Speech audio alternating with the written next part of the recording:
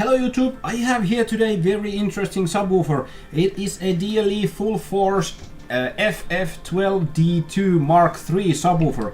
It is priced around 129 euros now at special price at autoviihde.com, and it is a pretty promising subwoofer. Now let's just check out first of all on the outside of the subwoofer, basic stuff here, what kind of frame it has and what kind of coil and everything, and then we'll be checking out some excursion videos and the parameters at the later of this video. Now let's just dig in and check out here. We have a top surround here of around 20 millimeters in width, and in height we are at around 16 to 17 millimeters. Pretty basic surround as you can see in here. Sorry, I will be just putting my picture here on bigger. We are now live streaming also in here, so if you want to see these videos on live stream, you can come and follow us in social media pages. You can see the social medias on, I think, on that side. On downside there we have youtube.peränurkka.net, Facebook and Instagram pages. Now, top surround here is double stitch all around. It is actually all the way through and glued on the other side. We have a paper cone, basic paper cone here, and basic paper dust cap here. We have actually, now the dust cap is probably not aligned like a normal subwoofers are. We do not have any markings here, so the on this subwoofer the logo here is are almost at the perfect place for these terminals, but it's okay. If you are planning to install them, you need to just check out that the old subwoofers are aligned on each other's. Now this surround here, even it looks like just normal, it is a bit rubberized foam surround. You can actually see that this subwoofer can make a quite of a big excursion. It also almost can make as big excursion that it will hit the landings here of the spider down here. If I just press it hard down enough, it does not take contact with the tinsel lid here, which is okay. On the 10-inch one it will take contact in here. The excursion is so big in the 10-inch version, so it actually, you need to bend these to get it even bigger excursion range. Now underneath here we can see that we have a normal paper cone, which is a little bit it's actually a normal paper cone, nothing too special on there, and the spider down there is all the way around with the beauty panel screwed down, and then we have double tinsel leads and nice big terminals down in here. Now one good thing with this frame that they have been using this aluminium bar here, not these. Normally when you have these terminals connected in here, you have a plastic stand here that when you are changing the impedance of the subwoofer, you tend to break the plastic thing here, so it is not good thing to have your terminals connected in here. When they are now on here, when this aluminium bar, they are actually really rigid, and it does not make any short circuit or contact here, because they have these plastic rings here that allows that disallows these movement on sideways. Now the terminals are around I think they are around 5 to 6 millimeters. They are about 6 millimeters, so they are quite big terminals. We have nice big venting holes down in here, so the voice coil has some air. It can move some air and it cools quite nicely. Now this subwoofer has only a 2.5-inch voice coil. In here you can see it has a rating of 700 watt RMS and 2,500 watt peak. Now I really cannot recommend for you to use a 2,500 watt for this subwoofer. Maybe only in burps or something like this, but not a very long time. 5 to 600 watts RMS is definitely quite okay for a 2.5-inch coil. Now this is a 4-layer copper coil. It's round copper and it's 4-layer coil, so it can handle a bit more heat. So with that keeping in mind, the 700 watt RMS is quite okay. Now top plate here we have around 9 millimeters, and the back plate is also at around 9 millimeters. The magnets are 140 ounces, 40 millimeters thick, 2 20 millimeter thick ferrite rings here. On the back side, on the back plate, we can see nice logos in here. Also we can see that we have a vented holes here for cooling the voice coil from the inside and also from the outside. Now this has a nice little bevel here, and on the inside, yes, on the inside it also has a nice bevel there, so that helps with the cooling. When the subwoofer is making a really big excursion, it tends to have a turbulence on the edge here, so it pushes the air so that it goes a bit smaller. This hole does not allow so much air movement, so with these nice little bevels it should help to cool this voice coil down. That is a nice good feature, and these holes are not present in the 10-inch one, so maybe this can handle a bit more heat than the 10-inch one. The normal, this is a quite universal basket on here. It is okay, it allows quite wide spiders here. Spiders are connected with glue also, and with those PH2 screws.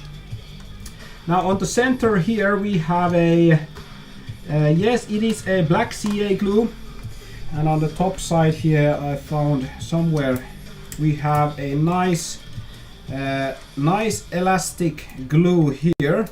And if I just try to really try to take this surround off, it does not break. It starts to break the foam, but it does not take the glue off. I can almost raise, yes, I can a bit raise the subwoofer from the side here, and it does not go off. So the glue is good enough, and this landing here is wide enough to have a really good contact with the glue and with the frame. So everything there looks just okay. The magnet here, they are glued with a, I think this is epoxy because I can scratch it off. It's not elastic. I think it's epoxy. And then, well, that's about it of the subwoofer. The frame and everything just looks okay. There's nothing wrong in it. And if you're looking about this sized subwoofer and with this excursion, maybe I can show it you better, like if I turn a little bit around, yes, like so, and then I push it around. So it can go really deep, and it does not deform the top surround here. As you can see, I can really push it down. It does not deform. So that's a really good thing. And then if we wiggle this around, it has some kind of a gap there, so it does not drop the centerpiece very easily. It has around, if I estimate here, it's around 2 millimeters on both sides. 1.5 or 2 millimeters. So it has some quite range there to have it, you can really stress test it and really play it on low notes with high excursion without coil rubbing anywhere. Now let's just next check the video of the excursion. In here I'm playing this with a 4000 watt amplifier, and it has a about 150 watts coming inside with clean, I think it was 25, 26, 20, it was lowered, it was around 25 to 28 hertz, the sine wave I played it with. Now the frequency, the resonant frequency of the subwoofer will go down when you play it. And after I have been playing this around 1 or 2 hours before I took this video, so it is really good driven in. And to have this kind of excursion, you need a free baffle, like a free air box. This is actually a box with holes on every side, and as you can see, it draws only 4.5 amps to get that high excursion. It was connected in 1 ohm impedance, and as you can see, a really nice excursion there, around 50 to 60 millimeters, 5 to 6 centimeters. Really good excursion for this kind of subwoofer, and no deforming on the top surround there. Really nicely done. as in this video you can also see really nice excursion there. So that is about that video, and we have here a parameters that we will be checking out. Now I have here a DATS-V2, a program that calculates the parameters. I will be publishing these parameters on our Facebook page if you want to see them out. Let's just check out this subwoofer's parameters. Like so. We have a 30.28 Hz, 2.3 ohms impedance, QMS 4.9, QES 1.0, QTS 0.85. Actually the QES has been risen here. I don't know actually why. Probably because I've been pushing this all around, or this subwoofer moves a little bit when I test these parameters. And on the other side we have also 2.3, 2.299 ohms, 30.28 Hz, and everything rest is about the same. So good parameters, nothing really wrong there. A really good excursion, nothing wrong there. Big enough magnet to handle it really nicely. Soft enough suspension to have that nice excursion in low power. Everything is just okay or even better.